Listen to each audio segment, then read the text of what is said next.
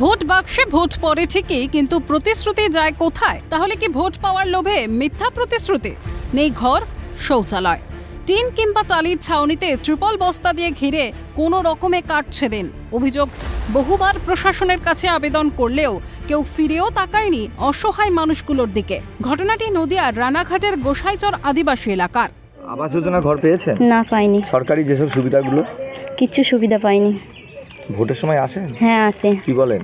Vote ফুরিয়ে গেলে আর আসে না। ঝড় বৃষ্টির সময় বাচ্চাদের নিয়ে ঘরেই থাকতে হয়, আর কি করব। কতটা আতঙ্কে রয়েছেন? অনেকটাই আতঙ্কে রয়েছি। এইদিকে টিনের চাল উড়ে চলে যাবে, এইদিকে তিরপল উড়ে চলে যাবে, এই হবে। অভিযোগ, আবাস যোজনার যোগ্যরা বঞ্চিত হচ্ছে আর অযোগ্যরা ঘর পাচ্ছে। প্রাকৃতিক দুর্যোগে ঘুম উড়ে যায় বাসিন্দাদের। এই বুঝি ভেঙে পড়ল ঘর, এই ভেবে দুশ্চিন্তার ভাঁজ নিয়ে রাত্রি যাপন করেন তারা। মেলেনি কোনো সরকারি প্রকল্পের সুবিধা। সমস্যার সমাধান না হলে ভোট বয়কটের হুঁশিয়ারি। পাড়ায় সব ঘর হলো, আমাদের ঘর নেই, লিস্টিতে নাম নেই। ভোটের সময় আসবে, দিদি ভোট দাও, বৌদি ভোট দাও, ভোট হয়ে গেলে আর দেখাশোনা নেই। যাদের ঘর আছে তাদের ঘর ভেঙে ঘর হচ্ছে, গোয়াল ঘর আছে, ছাগল ঘর আছে, আর আমরা গরিব মানুষ, আমাদের বেলায় কিছুই নেই।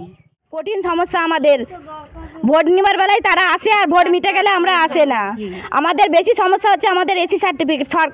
আমরা সরকারের কাছে বলতে চাই যে আমাদের এসি সার্টিফিকেট আগে করে দিক, তাহলে আমরা ভোট দেবো, নাহলে আমরা ভোট দেবো না। ঘর পেয়েছেন? না, আমার কিছু না, বৃদ্ধ ভাতাটা করে দিলি আমি যথেষ্ট। বৃদ্ধ ভাতাও পাননি? না। হ্যাঁ, ওরা কি বললো? কি বলছে তো হবে হবে করে জমা নাই, এখনো হয়নি? না। কোনো প্রকল্প সুবিধা পাচ্ছেন না? ও না। দ্রুত সমস্যার সমাধানের আশ্বাস শাসক দলের। অপরদিকে বিরোধীদের অভিযোগের তীরে বিদ্ধ শাসক শিবির। এবং যেটা এসসি কার্ডটা ভুয়াপাড়া এবং বেলিয়াটি মৌসুমটা ম্যাক্সিমাম এগুলো ওভারকাম হয়ে গেছে। তো একটা জায়গায় এখনো কিছুটা হলেও পিছিয়ে আছে, কারণ জমি সংক্রান্ত বিষয়ে তারা কাগজ সাবমিট করতে পারছে না ঠিক মতো।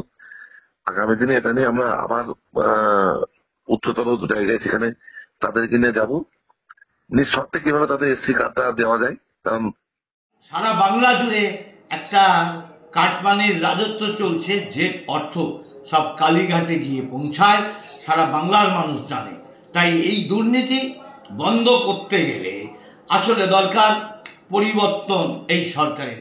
এই সমস্যার সমাধান কত তাড়াতাড়ি দ্রুত সম্ভব হয় সেটাই এখন দেখার। নদিয়া থেকে প্রসেনজিৎ বিশ্বাস, ক্যালকাটা নিউজ।